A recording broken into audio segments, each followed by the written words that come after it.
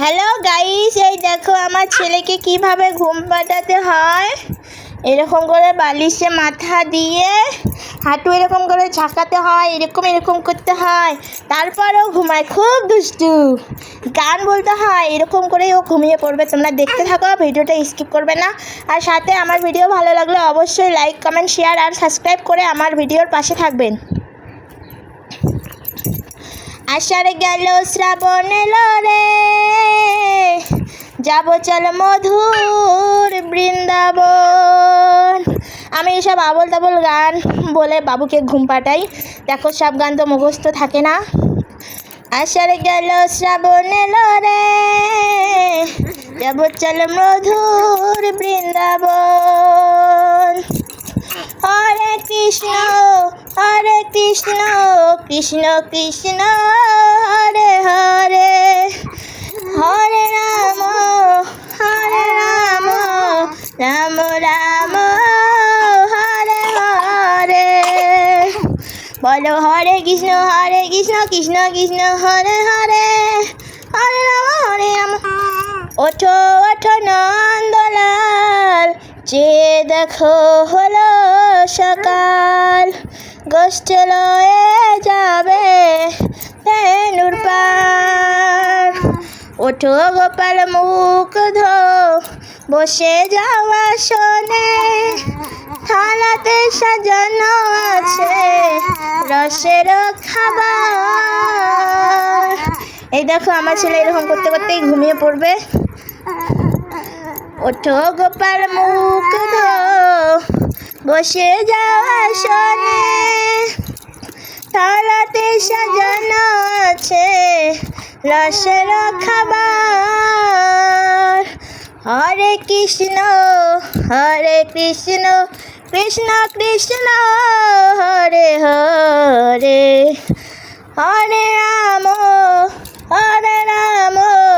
রাম রাম হরে হরে। দেখো, বাবুর কিন্তু আর চোখ ছোট হয়ে আসছে।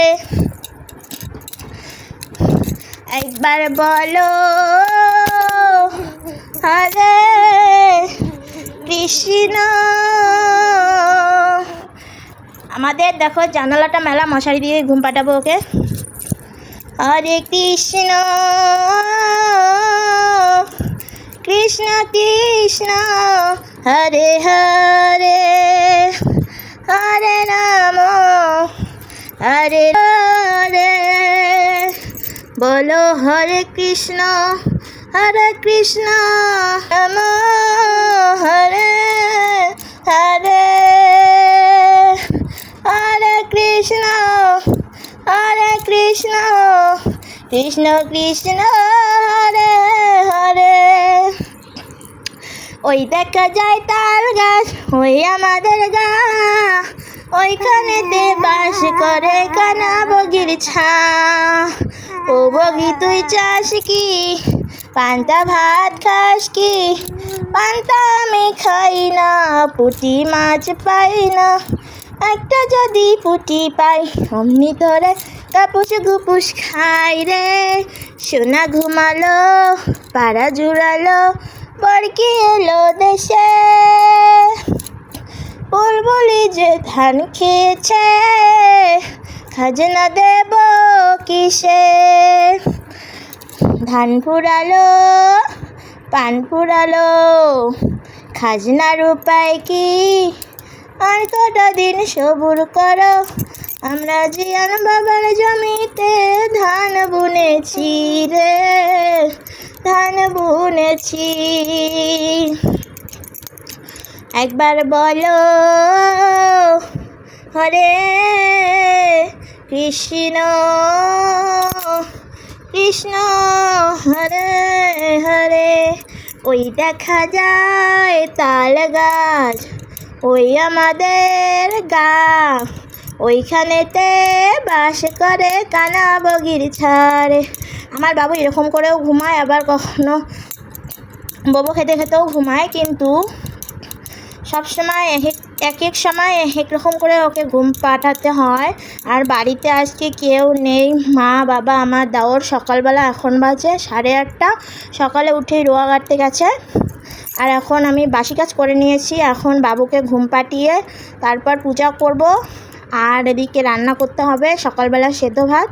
তারপর মা বাবা 11টার দিকে আসবে, সকালবেলা খাওয়া দাওয়া করে আবার দুপুরবেলা রান্না হবে। তারপর দুপুরবেলা খাওয়া দাওয়া করে বিকেলে আবার যাবে। আর এরকম করে ঘুম পাড়ানো কতটা কষ্টকর দেখো, প্রায় 10-12 মিনিট ওকে এরকম করে কষ্ট করে ঘুম পাড়াতে হয়। আর আমাদের ঘরে যেহেতু লাইট নেই, একটাই লাইট, এর জন্য ভিডিও ভালো আসে না। আর মশারিটা দেওয়া থাকে, নইলে ও বিছানা থেকে ঝাঁপায় একাই একাই। একদিন বিছানা থেকে পড়েই গেছিলো, এর জন্য মশারি দিয়ে ওকে ঘুম পাঠিয়ে চতুর্দিকে কোলবালিশ দিয়ে ঢেকে রাখতে হবে। যেহেতু বাড়িতে কেউ নাই, বারবার তবুও দেখতে হয় ওকে। আর বাড়িতে কেউ থাকলে তো ওর সঙ্গে একজন শুয়ে থাকতে হয়। আমার বাবুর শরীরটাও খুব একটা ভালো নেই, খুব কাশ ধরেছে, সর্দি। এখন দেখো ঘুমিয়ে পড়েছে। আর তোমাদের যাদের এরকম ছোট বাচ্চা, তারাই বোঝো যে একমাত্র বাচ্চা মানুষ করা কী যন্ত্রণা। আমি এখন বুঝতে পারছি, এখন বাচ্চা জ্বালা আমার ভালো লাগে না। আমি এর জন্য কাজই করি, মাই সবসময় বাচ্চা নেয়, আমি কাজ করি তবুও ভালো, কিন্তু বাচ্চার জ্বালা আমার ভালো লাগে না। আর আমার ছেলেটা সত্যি খুব দুষ্টু। কালকে গেছিলাম আমার একটা ভাসুরের মেয়ের অন্নপ্রাশনে, ওখানে গিয়ে বাবার একটা মাসির বাড়িতে গেছিলাম। ওখানে ছোট ছোট দুটো বাচ্চা ছিল, প্রায় 6-7 বছরই। ওরা ঘুমিয়ে পড়েছিল, আমার বাবু গিয়ে ওদের গায়ে উঠে একদম মায়ের ঘুমের বাচ্চাকে তুলে দিয়েছিল। আমার ছেলেটা আসলে খুব দুষ্টু। তুলিস না দাদা ভাই, তুলিস না, এই খচ্চর তোলে না, কেমন করে হয়েছে দাদা ভাই। তো দাদা ভাই